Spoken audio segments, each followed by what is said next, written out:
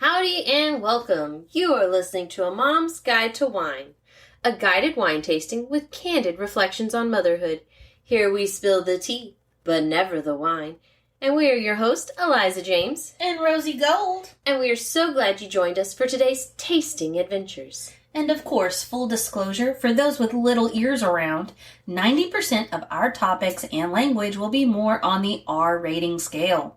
Also, we are not professionals nor experts. We are simply sharing our experiences and including some Google searches for support. We are amateur wine enthusiasts and professional moms. That is our skill set. But first, the wine. And today's wine, I don't remember what it's called. Hold on. We bought it today. We normally are a little more prepared. It is Bella Strada Bellini. It's a sparkling wine. I don't know. It's lemon flavored. And this season, we're gonna try to do things that are slightly not traditional wines. So that's the goal, was to find something either we haven't tried and y'all probably haven't tried. Right. And so this one is supposed to be like there's like a drink, like the Bellini that you get, and it's like a limoncello type drink. Have you ever had one? No, of course not. Oh, okay. Surprise, it's lemon flavored. I'm pretty sure 99% of the times I've tasted alcohol, I've been with you. Well, you know, I have to ask, right? Like, I want to make sure that I'm giving you the best options that I can, because I don't want to assume. I try not to assume. But yeah, so it's a limoncello. It's like a lemon flavored drink. So I'm hoping that this is what it's going to taste like. I am expecting it to be exceptionally sweet and bubbly. It is a super pretty bottle. Again, it kind of reminds me of things of the lemon. So it's got a lot of yellow to it. There's some silver foil on it. And it's almost cloudy. Mm-hmm. It looks like it was foggy that day. They went around with a bottle running in circles until they got enough fog in the bottle and then sealed it. I mean, yeah. How's that for visual? But it does. It looks like it does driving into work some days for me. So that's a pretty good fog. I know, right? Well, I don't know where it was bottled. So this is supposed to be a sparkling wine, so it is corked with the fancy like champagne style cork. So we're going to try not to shake it too much as we manhandle it over here. We did have it sitting on ice because it is recommended that you drink it cold. Like with most sparkling wines, it'll be better cold. It really wasn't too bad on cost either. No, so it was like $13, $14 for this wine. And it says it's supposed to be ready to drink like a cocktail. So notes of lemon, sweet yet light refreshing. It says best over ice. Oh, wait, it says shake well. I mean, it looks really well mixed. Maybe it's because we just bought it today. We're gonna... You hear that? We shook it up a little bit. Now I'm gonna be scared to open it. Oh, wait, hey, look. It's just a fake... Oh. It's a fake cork. Hold on. False alarm, it's a fake cork. Everyone don't panic. I was panicking. So I think maybe it's a screw top. Let's see. Nothing. I'm not getting it off. There's one. Oh, look at that. So it's a fake lid inside of a fake lid, and hopefully this is a real lid. Yeah, that one looks like a twist top. There it goes. Oh, and look, we found a kitty cat hair from our towel. Great. Damn cats. All right. So let's pour. You want to pour? You want me to pour? I'll handle that. Okay. And I thought we would taste a, this is lemon. Thought we would do it's bubbling. A hard cheese so with it. So pretty. It's very lemony. But it smells like a wine. But it's lemon, obviously. I keep saying that like it's not obvious. Why did I pour so much for me? You did pour yourself. That's quite a glass. I never pour that much. Oh, you must put be it back thirsty. on the ice. She's thirsty. No, I was watching the bubbles. Mm-hmm. I was distracted. All right, so what's that little yellow guy on Finding Nemo? Bubbles. Bubbles, bubbles, bubbles. My bubbles. It smells very pretty. It's almost floral. It has a little bit of a floral note to it when you take. It's not as sour as I thought it would be. It's more sweet, but it definitely has that bite of lemon in there. I like it a lot. It definitely does not taste like lemonade. No. I was thinking, oh, this is going to be like spiked lemonade, and it's not at all. The cheese is good with it. So I bought a whiskey cheese, like a whiskey bourbon style. It's a hard cheese. I found it at Kroger's for $3. This cheese is You'll know amazing. I'm about making. It's like creamy when you bite into it. So it's a hard cheese, but it melts in your mouth. Yeah. It's kind of nice. It doesn't taste like whiskey. Cheese, 10 out of 10. But it goes well with this lemon. I did a good job. Thank you. Thank you. You're welcome. Welcome to season 3. Bum, bum, bum. The season we made it. Of oddness. Yeah. We try to, theme our seasons. Yeah, thank you for that word. And so we were thinking of, we'll do, some weird or unusual wines. Well, on that note, we will be pairing our wines with topics that'll be about the same. Unusual, maybe acting a foolish type of way. Absolutely. So it'll be fun. It's going to be fun. We act a fool quite regularly. Our husbands are used to it. I'm really liking this cheese, though. Yeah, I'm all about the cheese. It's nice and creamy and salty, and it goes well, really good. Okay, I'm going to have to quit eating cheese so we can talk. I take a last bite. I can't eat the butt of it. It's got the rind butt on it, and I just can't do it. I always Google, can you eat this? Can you eat the butt? I just can't do it. Nobody likes to eat the butt. I mean, some people choose to. If you do, and that is your choice, good for you. Good for you. No judgment here.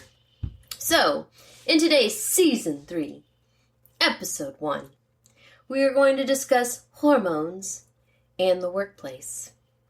And in my head, I'm envisioning we're talking about after pregnancy. After pregnancy, you're going back to work, and how are your hormones affecting all your relationships? Yeah, because guess what they do? They affect everything.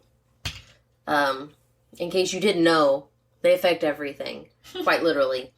Because your body is going through a lot of changes to prepare and assist in the baby's arrival. And so when that happens, your hormones, different chemicals in your body take place.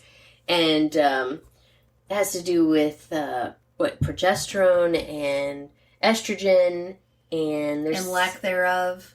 Yeah, and if you're lacking any of those, your body will let you know about that time frame too. And but it's kind of like everything is going haywire in your body, and you're trying to regulate at the same time. You're trying to help yourself not twist off on somebody at work. Yeah, good luck. So nationalpartnership.org had a really beautiful article on how hormones they aid in labor. They call it the role of hormones in childbirth. And I'm not going to read you the whole article, but it is a very nice article. So if you're wondering how that all takes place and leading up to the baby and why you're a crying mess, all the time you're pregnant, they explain why. I don't know if I told anyone this, but my biggest crying fit was over a tortilla. Yeah, it can be literally anything. I was in the car. We'd just gotten into our driveway from the restaurant, and my husband said something about, "Did you take that tortilla from the restaurant?" And I just started bawling. You're like, how rude, questioning me and my tortilla eating. Damn right. So just a snippet. Birth hormones are chemical messengers that your body makes. Your baby makes birth hormones too. And these hormones are going to work together to guide important changes in your body. The changes that help the labor and birth go smoothly and safely for both of you. Both hormones help guide you and the baby in the ways that include your body getting ready for the baby to give birth, right? The baby lowering into your hips and everything widening and muscles relaxing. The muscles doing what they're supposed to. And even your tendons elongating. It's kind of impressive. Starting contractions, they help with that. Preparing the baby for the labor process and life outside the womb. because we don't think about that, I think sometimes is when we're thinking of labor, it's also preparing the baby. Like, the oxygen levels for the baby can drop. And that's actually using lungs. Yep, and so they have to start, it's weaning your baby off of those processes. And then it's telling your breast to make milk, so you can breastfeed your baby, if that's your choice. And then you also have the hormones to help you fall in love with your baby and your baby to fall in love with Oh, yeah, I did read something about that one day. Yeah, and that's all part of it. Like, it's a kind of like a intricate puzzle, and they all have their little pieces that they fit into, and it's beautiful. I think it's just a very beautiful, sounds scary and very technical and very sciencey process, but I think it's very beautiful. So, that's where I stand on that. Estrogen and progesterone will decrease while you're pregnant and after birth, and that contributes to the baby blues, which is where people, maybe they're not postpartum depression, but you have feelings of depression.